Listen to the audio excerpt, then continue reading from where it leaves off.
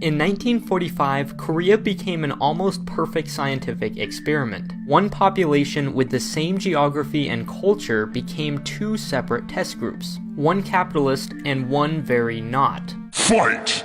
No matter what metric you use, GDP, population, life expectancy, education, technology, military, really whatever, we can now declare South Korea the winner. The North is so underdeveloped that glancing at a nighttime aerial photo might fool you into thinking it's the Pacific Ocean. All of this makes it tempting to see as a failed state, and even easier to laugh when it threatens militaries much stronger than its own. But compare the country not to what it could be, but to what it should be.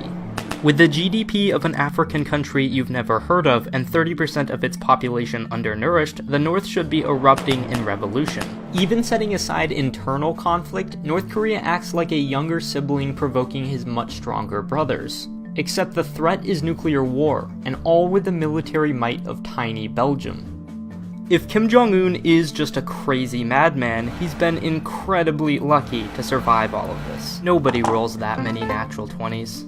Life has never been better for the Kim family. His people may be starving and his diplomacy hostile, but he lives in perpetual "we love the king" day. This makes him not a good leader, but a good leader, a master of politics who stays in power despite everyone working against him. So, just how does he do it?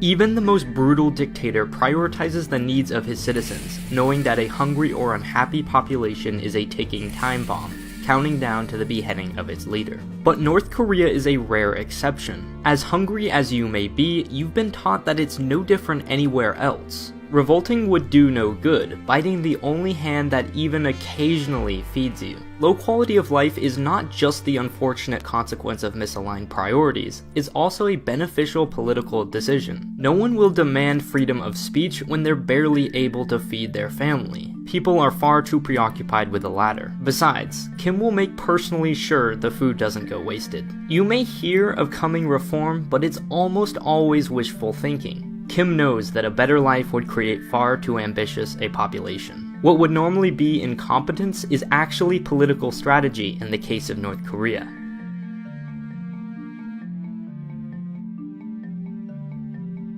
Countries may claim only to war in the name of freedom and democracy, but it's usually far more complex than that.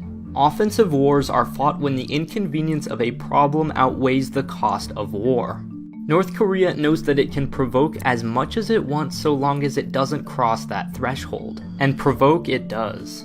Kim has shot South Korean soldiers, sunk submarines, broken a nuclear weapons agreement, and fired missiles into not-so-nice places. These make the news, scaring the world into thinking that war is coming. The media is happy to suggest that this time, Kim really is getting serious. When people are sufficiently scared, Kim opens negotiations. Send us some food aid and we promise to chill.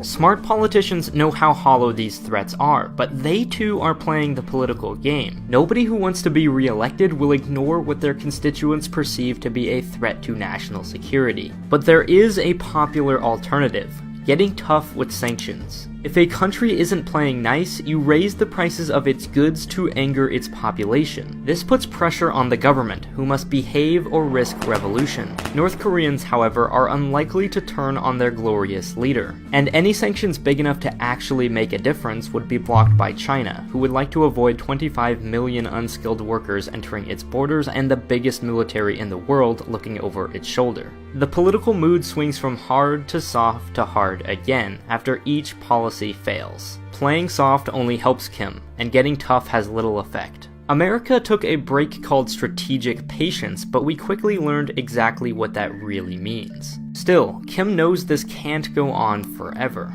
Eventually someone is going to get impatient, and when that happens, things don't look good for an army of biplanes, even if they are camouflaged. So Kim plays the ultimate bomb card. A single nuclear weapon keeps the capitalist pigs at bay, who have too much to lose from a nuclear war. These aren't the signs of some crazy ambition to conquer the world. They're a strategic necessity.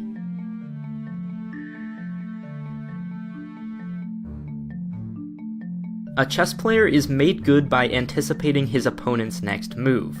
you're never going to beat a much better player because he can figure out both his next best move and yours too. But if you know you're the weaker player, you can stop trying to beat him by skill and change strategies. By sometimes making irrational, unexplainable moves, your opponent loses that advantage. North Korea does exactly this. No military, no matter how much stronger it may be, wants to risk fighting a loose cannon with nuclear weapons. And Kim knows this. When you hear stories about Kim killing his own family with anti-aircraft guns, pay attention to what that makes you think about him, and then consider how that actually plays to his advantage. Kim knows that he can't outgun America, but he can lessen their power by being too unpredictable to mess with.